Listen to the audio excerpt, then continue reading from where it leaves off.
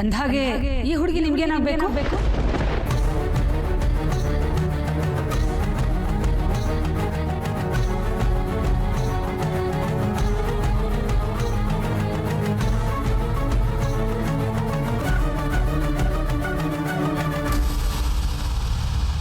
ಇಲ್ಲೇನು ಮಾಡ್ತಿದ್ದಾಳೆ?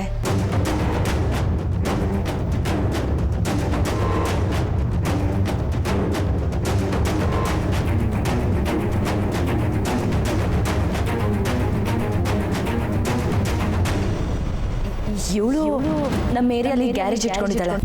ಇವಳಿಗೆ ಹಿಂದೂ ಮುಂದೆ ಯಾರೂ ಇಲ್ಲ.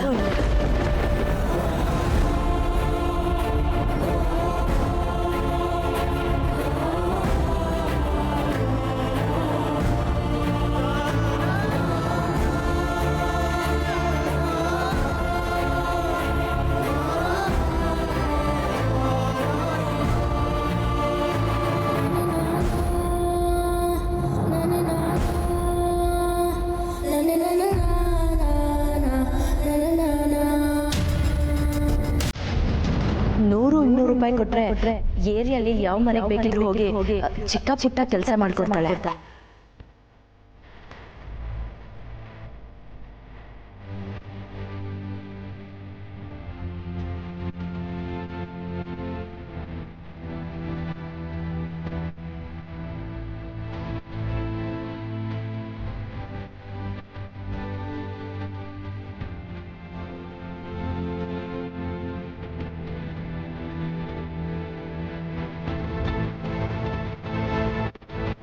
ಮನೇಲಿರೋ ಮಿಕ್ಸಿ ಕೆಟ್ಟು ಹೋಗಿತ್ತು, ಅದನ್ನ ಸರಿ ಮಾಡಿಸ್ಬೇಕಿತ್ತು.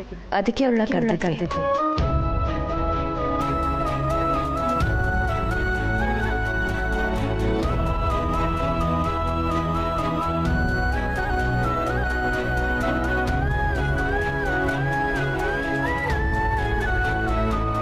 ಆದರೂ ಈಗಿನ ಕಾಲದಲ್ಲಿ ಯಾರನ್ನೂ ನಂಬಕ್ಕಾಗಲ್ಲ. ಕಂಡವ್ರನ್ನ ಹೀಗೆ ಮನೆ ಒಳಗೆ ಬಿಟ್ಕೋಬಾರ್ದು.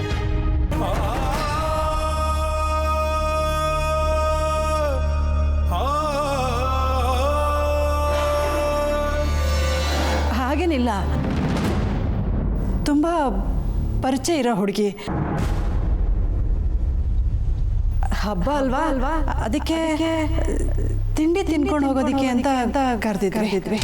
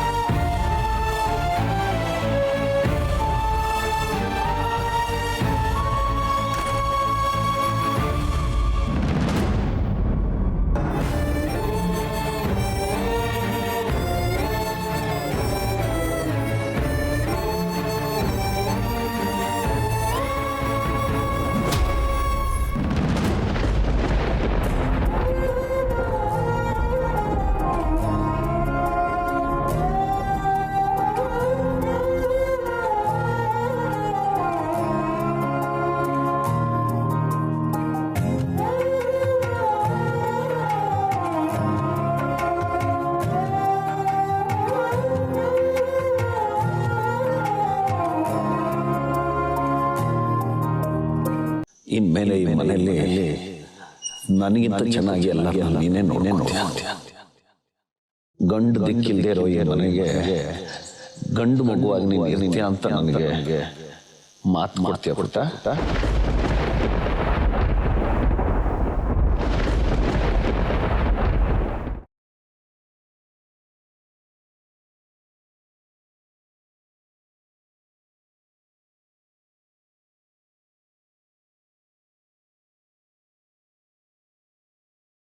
ಹಬ್ಬ ಅಲ್ವಾ, ಅದಕ್ಕೆ ತಿಂಡಿ ತಿನ್ಕೊಂಡು ಹೋಗೋದಕ್ಕೆ ಅಂತ ಕರೆದಿದ್ವಿ.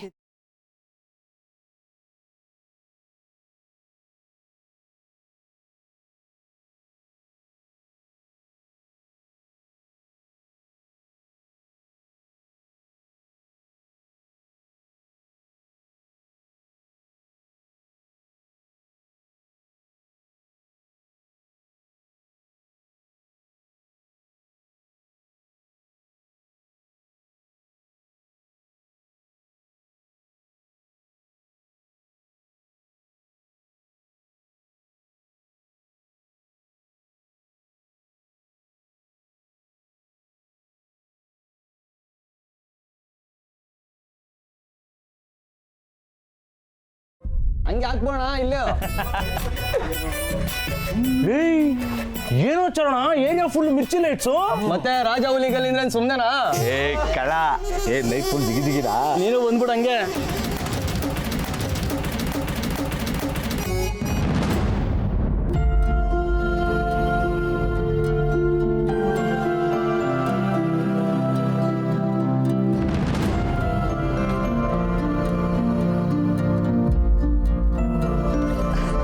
ಯಾಕ್ರೋ ಗ್ಯಾರೇಜ್ ಹೋಗ್ಲಿಲ್ವಾ? ಏನ್ ಸತಿ ಹಿಂಗ್ ಕೇಳ್ತಾ ಇದ್ಯಾ? ಇವತ್ತು ಹಬ್ಬ ಅಲ್ವಾ? ನಾವ್ ಯಾವಾಗ್ಲೂ ದೀಪಾವಳಿ ಹಬ್ಬನ ನಿಮ್ಮನೇಲೆ ತಾನೇ ಮಾಡೋದು. ನಾವೆಲ್ಲ ಒಟ್ಟಿಗೆ ಸೇರಿ ಹಬ್ಬ ಮಾಡ್ಬೇಕು, ಅವಾಗ್ಲೇ ಹಬ್ಬಕ್ಕೊಂದ್ ಕಳೆ ಅಂತ ನೀನು ಹೇಳ್ತಿದ್ದೆ. ಈಗೇನು ಏನು ಗೊತ್ತಿಲ್ದು ಅಂತಾನೆ ನಿಮ್ ಕೇಳ್ತಿದ್ಯಾ? 100-200 ಸಿಗುತ್ತೆ ಅಂತ ಮನೆ ಕೆಲಸ ಮಾಡೋಳ್ಗೆ ಯಾವುದು ಸ್ವಂತ ಮನೆ?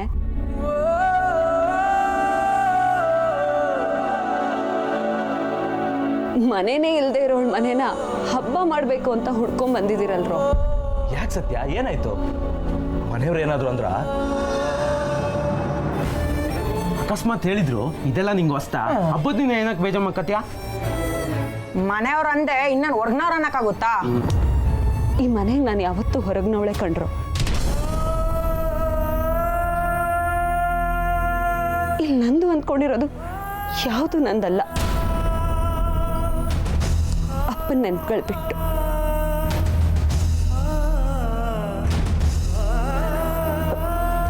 ಸರಿ ಸರಿ ನಡೀರಿ ಗ್ಯಾರೇಜ್ಗೆ ಹೋಗೋಣ.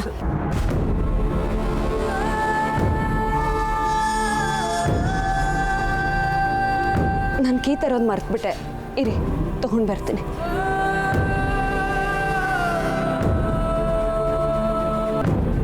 ಏನಾಗಿರ್ಬೋದು ಮಗ? ಈ ಮನೆಯವ್ರದ್ದು ಇದೇ ಹಣೆ ಬರ ಮಗ. ಸ್ಪೆಷಲಿ ಆ ದಿವ್ಯಕ್ಕೆ ಇದ್ದಾಳಲ್ಲ, ಹಬ್ಬ ಹರಿದಿನ ಕಾಯ್ತಿರ್ತಾಳೆ ಸತ್ಯಂಗೆ ಬೇಜಾರು ಮಾಡಕ್ಕೆ. ಈ ವರ್ಷನೂ ಸತ್ತಿನ ಖುಷಿ ಕಿತ್ಕೊಂಡ್ಬಿಟ್ಲು. ನಡೀರಿ, ಇನ್ಯಾವ ಹಬ್ಬ, ಗ್ಯಾರೇಜ್ಗೆ ಹೋಗೋಣ.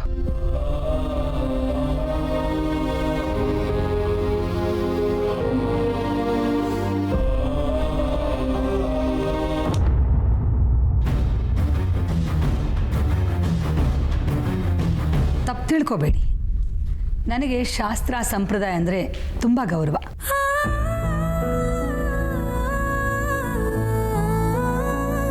ಹೆಣ್ಮಕ್ಳು ಹೇಗಿರಬೇಕೋ ಹಾಗಿದ್ರೇ ಚಂದ.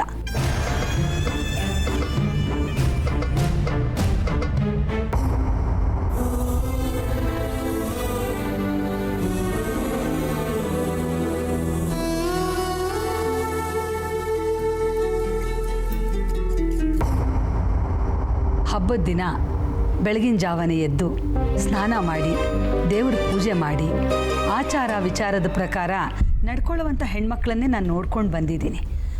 ನಾನು ಹಾಗೆ ನಡ್ಕೋತೀನಿ.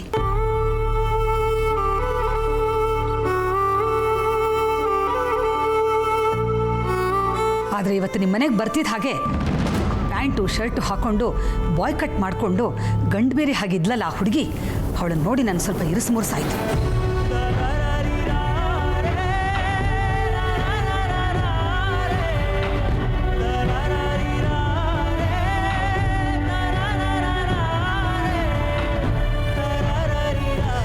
ಅಂಥವ್ರನ್ನ ಕಂಡ್ರೆ ನನಗೆ ಮೈಯೆಲ್ಲ ಉರಿದು ಹೋಗ್ಬಿಡತ್ತೆ.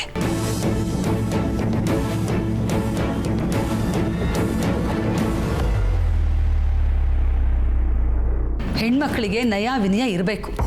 ಎಲ್ಲರ ಹತ್ರ ಕೂಗಾಡ್ಕೊಂಡು ಹಾದಿ ಬೀದಿಲಿ ಜಗಳ ಮಾಡಿಕೊಂಡು ತನ್ನಷ್ಟಕ್ಕೆ ತಾನೇ ಇರ್ತೀನಿ ಅನ್ನೋ ಬುದ್ಧಿ ಇರಬಾರ್ದು.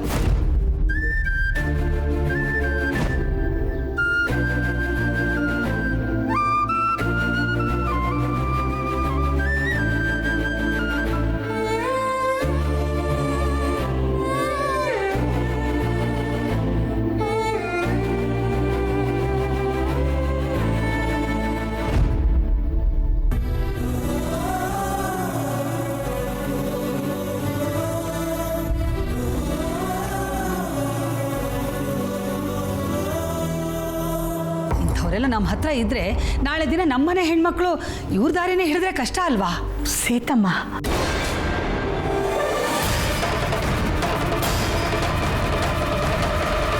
ಆ ಹುಡುಗಿ ನೋಡೋದಕ್ಕೆ ಹಾಗಿದ್ದಾಳೆ ಅಂತ ಅವಳು ನಡೀತಾ ಇರೋ ದಾರಿನೇ ಸರಿ ಇಲ್ಲ ಅಂತ ಹೇಗೆ ಹೇಳ್ತೀರಾ?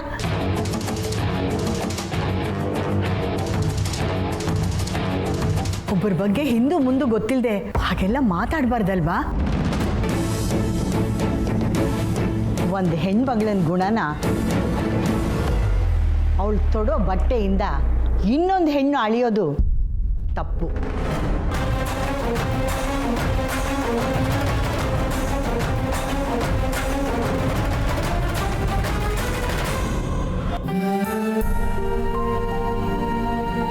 ಅಲ್ಲ ಸತ್ಯ, ಮನೆ ಅಂದಮೇಲೆ ಒಂದು ಮಾತು ಬರುತ್ತೆ ಹೋಗುತ್ತೆ. ಹಾಗನ್ಬಿಟ್ಟು ಹಬ್ಬದ ದಿನ ಈ ಥರ ಬೇಜಾರು ಮಾಡ್ಕೊಂಡು ಮನೆ ಬಿಟ್ಟು ಬಂದು ಗ್ಯಾರೇಜಲ್ಲಿ ಕೂತ್ಕೊಂಡಿದ್ಯಲ್ಲ. ಲೋ, ಬಂದು ಹೋಗೋ ಮಾತಿನ ಬಗ್ಗೆ ನಾನು ಚಿಂತೆ ಮಾಡ್ತಿಲ್ವೋ? ಆದರೆ ಯಾಕೆ ಏನು ಅಂತ ಕಾರಣನೇ ಗೊತ್ತಿಲ್ಲದೆ ನಮ್ಮ ಮನೆಯವರೇ ಆ ಥರ ಮಾತಾಡ್ಬೇಕಂದ್ರೆ ಸಂಕಟ ಆಗುತ್ತೆ ಕಣೋ. ಯಾಕೆ ಏನು ಅಂತಲೇ ಗೊತ್ತಿಲ್ವಾ? ಇಲ್ಲ, ಅಕ್ಕ ಅಮ್ಮ ಆ ಟೈಮಲ್ಲಿ ಯಾಕೆ ಹಾಗೆ ಮಾತಾಡಿದ್ರು ಅನ್ನೋದೇ ಗೊತ್ತಾಗ್ತಿಲ್ಲ. ಅಲ್ಲಿವರೆಗೂ ಎಲ್ಲ ಸರಿಯಾಗೇ ಇತ್ತು ಕಣ್ರೋ.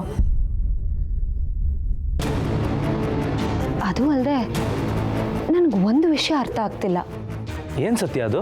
ಅಮಲ್ ಬೇಬಿ ಅಮ್ಮ ನಮ್ಮನೆಗೆ ಯಾಕೆ ಬಂದಿದ್ರು ಅಂತ.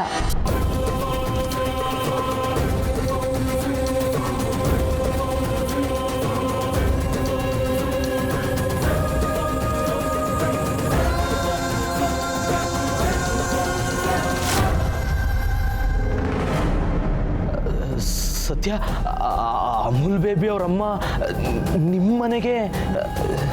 ಅದೇ ನನಗೂ ಅರ್ಥ ಆಗ್ತಿಲ್ಲ. ಅವ್ರು ನನ್ನ ನೋಡಿದ ತಕ್ಷಣ ತುಂಬ ಆಶ್ಚರ್ಯ ಆದರು. ನನ್ನ ಬಗ್ಗೆ ವಿಚಾರಿಸಿದ ತಕ್ಷಣ ಅಮ್ಮ ಅಕ್ಕ ಇಬ್ಬರು ಏನೇನೇ ಸೊಬೂಬ್ ಹೇಳಿ ಸಾಕು ಹಾಕ್ಬಿಟ್ರು ಕಣ್ರೋ.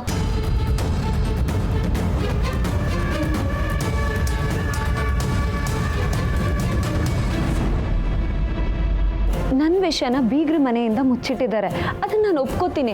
ಆದರೆ ಅಮಲ್ ಬೇಬಿ ಅಮ್ಮನ ಹತ್ರ ನನ್ನ ಬಗ್ಗೆ ಯಾಕೆ ಸುಳ್ಳು ಹೇಳಿದ್ರು? ಅಮಲ್ ಬೇಬಿ ಅಮ್ಮಂಗೂ ನಮ್ಮನೆಯವ್ರಿಗೂ ಹೇಗೆ ಪರಿಚಯ? ಅಮ್ಮ ಬೀಗ್ರ ಹತ್ರ ಬಿಟ್ರೆ ನನ್ನ ಬಗ್ಗೆ ಇನ್ಯಾರ ಹತ್ರನೂ ಸುಳ್ಳು ಹೇಳಿಲ್ಲ, ಸುಳ್ಳು ಹೇಳೋದು ಇಲ್ಲ. ಹಾಗಾದ್ರೆ ಅಕ್ಕ ಮದುವೆ ಆಗೋ ಮನೆಗೂ ಅಮಲ್ ಬೇಬಿ ಅಮ್ಮಂಗೂ ಏನಾದರೂ ಲಿಂಕ್ ಇದೆಯಾ?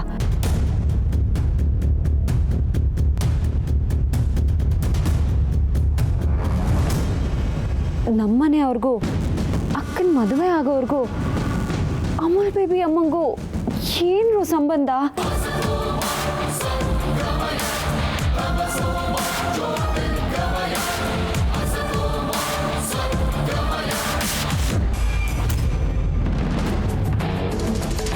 ಅವಳ ರೀತಿ ನೀತಿ ಬಗ್ಗೆ ಮಾತಾಡೋದಕ್ಕೆ ಮೊದಲು ಅವಳು ಯಾಕೆ ಆ ರೀತಿ ಇದ್ದಾಳೆ, ಅದಕ್ಕೆ ಕಾರಣ ಏನು ಅಂತ ತಿಳ್ಕೊಬೇಕಲ್ವಾ? ಕಾರಣ ಏನೇ ಇರಬಹುದು, ಹಾಗಂತ ನಮ್ಮ ಸಂಪ್ರದಾಯ ನಮ್ಮ ಕಟ್ಟುಪಾಡುಗಳನ್ನ ಮುರಿಯಕ್ಕಾಗತ್ತಾ? ಕಾರಣ ಹುಡುಕಿದ್ರೆ ಎಲ್ಲದಕ್ಕೂ ಸಿಗತ್ತೆ. ಹಾಗಂತ ಅದನ್ನೇ ನೆಪ ಇಟ್ಕೊಂಡು ನಮ್ಮತನ ನಾವು ಬಿಡಬಾರ್ದು. ಅವಳು ಅಷ್ಟೇ, ತಂತನನ ಯಾವತ್ತೂ ಬಿಟ್ಕೊಟ್ಟವಳಲ್ಲ.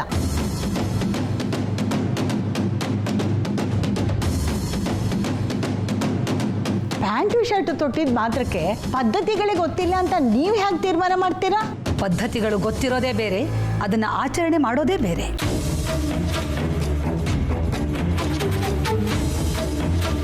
ಹೆಣ್ಣನ್ನ ಗೃಹಲಕ್ಷ್ಮಿ ಅಂತಾರೆ. ಹೆಣ್ಮಕ್ಳು ಚೆನ್ನಾಗಿ ಅಲಂಕಾರ ಮಾಡಿಕೊಂಡು ಮನೆ ತುಂಬ ಮಹಾಲಕ್ಷ್ಮಿ ಥರ ಓಡಾಡ್ಕೊಂಡಿದ್ರೇ ಚಂದ. ಅದೇ ಹೆಣ್ಣು ತನ್ನ ಮನೆಯವ್ರಿಗೋಸ್ಕರ, ತನ್ನ ಸಂಸಾರಕ್ಕೋಸ್ಕರ ಮನೆ ಜವಾಬ್ದಾರಿಯನ್ನೆಲ್ಲ ತನ್ನ ಹೆಗಲ ಮೇಲೆ ಹೊತ್ಕೊಂಡು ಕಾಳಜಿಯನ್ನು ತೋರಿಸಿದ್ರೆ ಆ ಹೆಣ್ಣಿಗೂ ಗೃಹಲಕ್ಷ್ಮಿ ಅಂತ ಅನ್ಬಹುದು ಸೀತಮ್ಮ.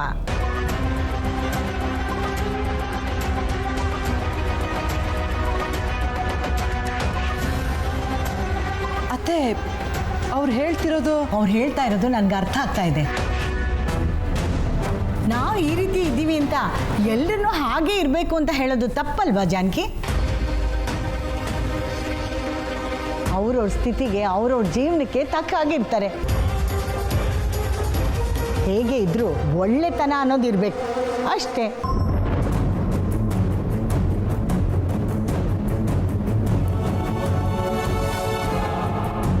ಪ್ರತಿದಿನ ಬೆಳಗಾಗೆದ್ದು ಸ್ನಾನ ಮಾಡಿ ಪೂಜೆ ಮಾಡಿ ಮನೆಯವ್ರನ್ನ ನೋಡ್ಕೊಳ್ಳೋರನ್ನ ಮಾತ್ರ ಹೆಣ್ಣು ಅಂತ ಅನ್ಬೇಕಾಗಿಲ್ಲ.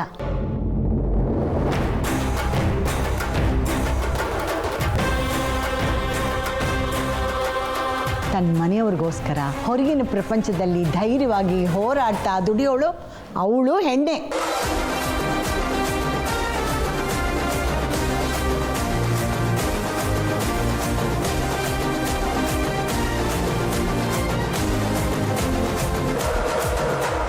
ಸೀತಮ್ಮ, ನೀವು ನಿಮ್ಮ ಸುತ್ತಮುತ್ತ ಸಂಪ್ರದಾಯಕ್ಕೆ ತಕ್ಕ ಹಾಗೆ ನಡ್ಕೊಳ್ಳೋನ್ನ ನೋಡಿದ್ದೀರಾ. ಆದರೆ ನಾವು ನಮ್ಮ ಸುತ್ತಮುತ್ತ ಮನೆಗೋಸ್ಕರ ಸಂಸಾರಕ್ಕೋಸ್ಕರ ಗಾರ್ಮೆಂಟ್ಸಲ್ಲೋ ಗ್ಯಾರೇಜಲ್ಲೋ ತಳ್ಳೋ ಗಾಡಿಲೋ ದುಡಿಯುವಂಥ ಗಟ್ಟಿ ಹೆಣ್ಮಕ್ಳನ್ನ ನೋಡಿದ್ದೀವಿ.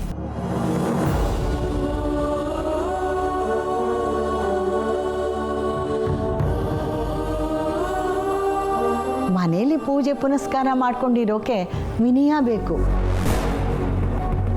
ಹೊರಗಿನ ಪ್ರಪಂಚ ಎದುರಿಸೋಕೆ ಧೈರ್ಯ ಬೇಕು.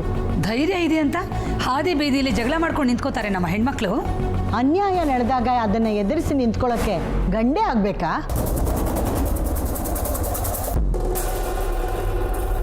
ಹೆಣ್ಮಕ್ಳು ಅದನ್ನು ಎದುರಿಸಿ ನಿಂತ್ಕೋಬಾರ್ದಾ? ಅತ್ತೆ,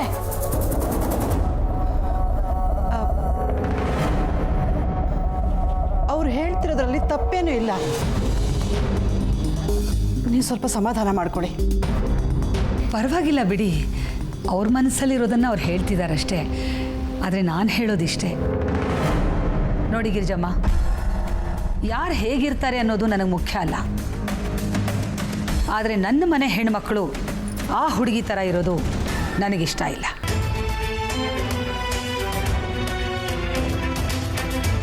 ನನ್ನ ಮನೆಗೆ ಬರೋ ಹೆಣ್ಮಗು ದಿವ್ಯನ ಹಾಗೆ ನಯ ವಿನಯ ಇರಬೇಕು, ಅಷ್ಟೇ ನನಗೆ ಬೇಕಾಗಿರೋದು.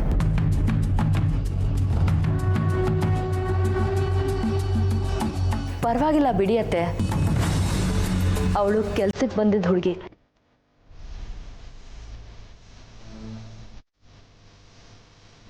ಅವಳು ಹೇಗೆ ಬೇಕಿದ್ರು ಇರಲಿ, ಅದಕ್ಕೆ ನಾವ್ಯಾಕೆ ವಾದ ಮಾಡ್ಕೋಬೇಕು? ನಾವು ನಮ್ಮ ಸಂತೋಷನ ಹಾಳು ಮಾಡ್ಕೊಳ್ಳೋದು ಬೇಡ.